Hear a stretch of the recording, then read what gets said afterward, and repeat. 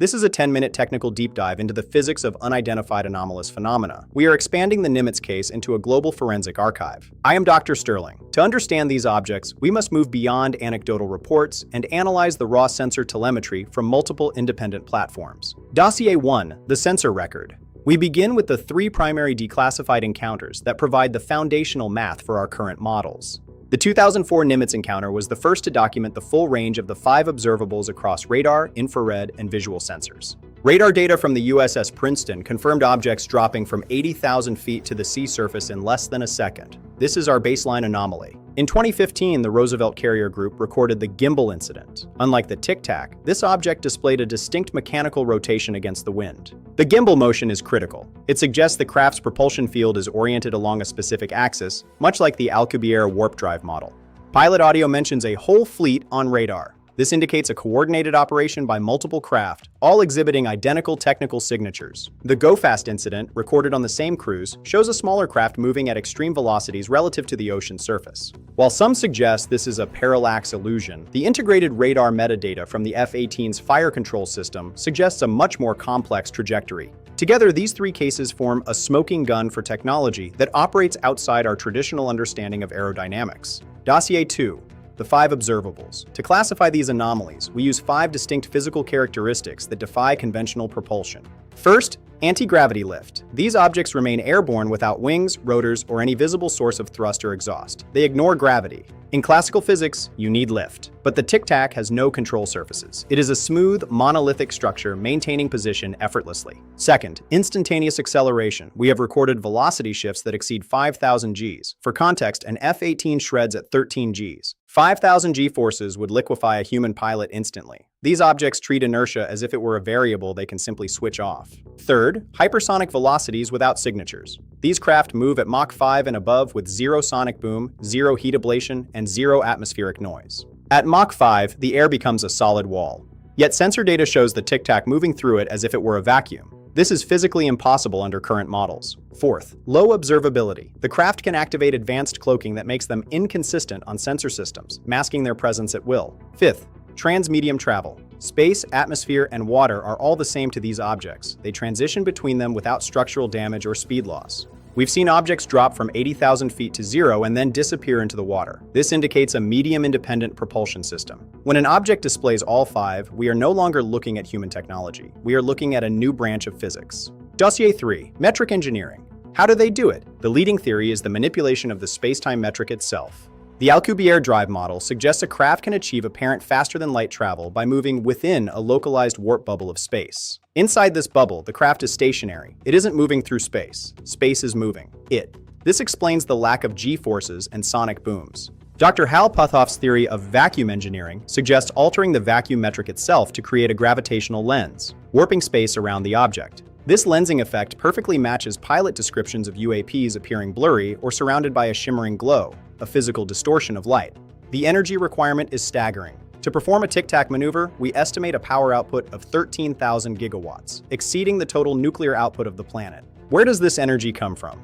We are looking at potential zero-point energy extraction, utilizing the massive energy density inherent in the vacuum of space. This is not propulsion as we know it. This is spatial displacement. The craft deletes the space between coordinates to travel. Dossier 4, the paradigm shift. We are witnessing the collapse of our current physical models in real time. This is our Copernican moment. The Roosevelt cruise documented persistent encounters over months, indicating these craft are not isolated anomalies, but a constant presence. Similar telemetry has been recorded globally, from carrier strike groups to nuclear missile silos. The pattern is consistent. The tech is identical.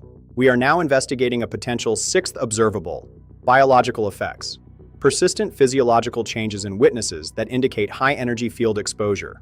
This data is now open for scientific peer review. We can no longer afford to ignore technology that renders our entire aerospace industry obsolete. The Nimitz files are just the beginning. The archive is expanding. New sensor data is being analyzed as we speak. The truth is in the telemetry. But to reach the next level of understanding, we must penetrate deeper into the global scientific response. Level 5 data access confirmed. Dossier 5, Global Scientific Initiatives. The academic world is finally mobilizing to meet the challenge of these technical anomalies. The Galileo project, led by Dr. Avi Loeb, is deploying a network of ground-based sensors to capture high-fidelity multi-sensor data of UAPs. Scientific rigor is our primary weapon. By utilizing peer-reviewed multimodal data, we move past the era of grainy photos and into the era of empirical physics. Organizations like the SCU are providing the rigorous mathematical frameworks needed to calculate G-forces and power outputs from civilian and military sensor data. Even at the governmental level, AARO is now tasked with consolidating UAP data from all domains, space, air, and sea, into a single investigative archive.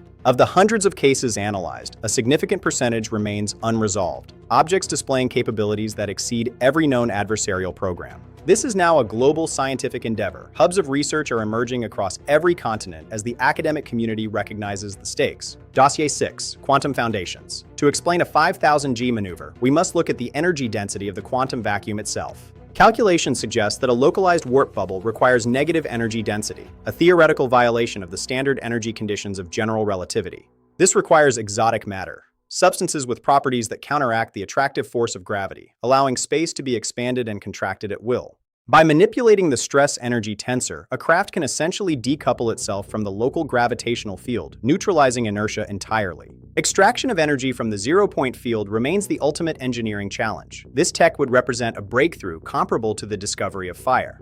The 13,000 gigawatts required for a single tic-tac maneuver isn't just a number, it is a physical impossibility for any chemical or nuclear reactor. We are looking at quantum metric engineering, the ability to treat spacetime not as a fixed background but as a medium that can be reshaped at will. Dossier 7, Multidimensional Hypotheses. If space is being manipulated, we must ask, where are these craft actually coming from? Brain cosmology suggests our universe is a three-dimensional surface within a higher dimensional bulk. These craft may be transitioning between these dimensions. From a higher dimensional perspective, instantaneous acceleration might simply be a projection, like a shadow moving faster than the object that casts it. Sensor data also points toward a potentially non-biological intelligence. The surgical precision and G-force tolerance suggest an automated AI-driven system.